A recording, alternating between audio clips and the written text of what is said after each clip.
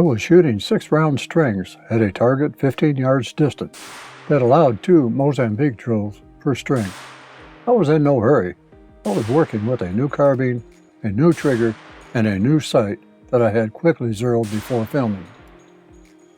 The operating handle on the high-point carbine is on the left side, while the ejection port is on the right side.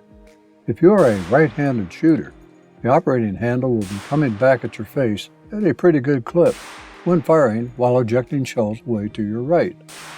If you are a left-handed long gun shooter, as I am, what the charging handle does is no concern, because it is on the left side of the body. Spent shell ejection, however, is to the right, as it would be on most long guns set up for right-handed operation. As a left-handed operator, the angle of shell ejection and hot gases could be a concern. It is not pleasant to be hit in the face with hot brass or hot gas residue. Obviously, eye protection should always be worn when operating any firearm.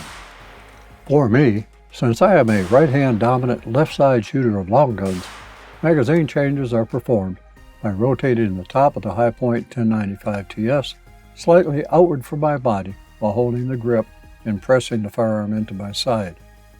The trigger finger presses the magazine release button, while the strong hand strips the spent magazine out and feeds the fresh magazine into the magazine well.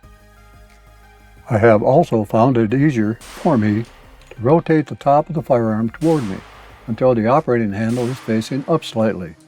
Then, come over top with my working hand. In my case, this is my strong hand. Pull the charging handle slightly to the rear until I hear a click, the hold open lever being pulled down by the spring tension, and then quickly release the operating handle, trying not to ride the slide to release the bolt. The operating handle is not that easy to release regardless of the hand used.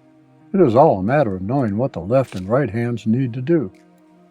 The rubberized cheek rest has a rise to it at the front, and if my cheek is resting on that rise at the cheekbone, the sight is just at the right height for a very clear sight picture.